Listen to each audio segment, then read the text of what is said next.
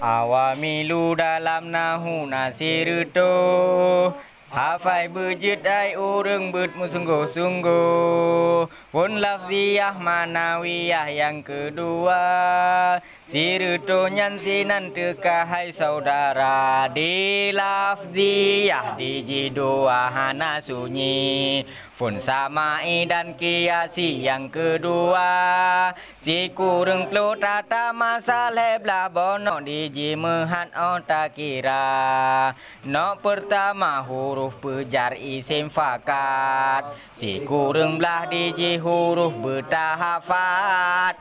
Pertama ba kedua min kelhe ila, yang kepet fili mengan keenam ala. Wa ketujuh ba ke-8 tasi kurang, ban he nyan huruf kasam bertabileng.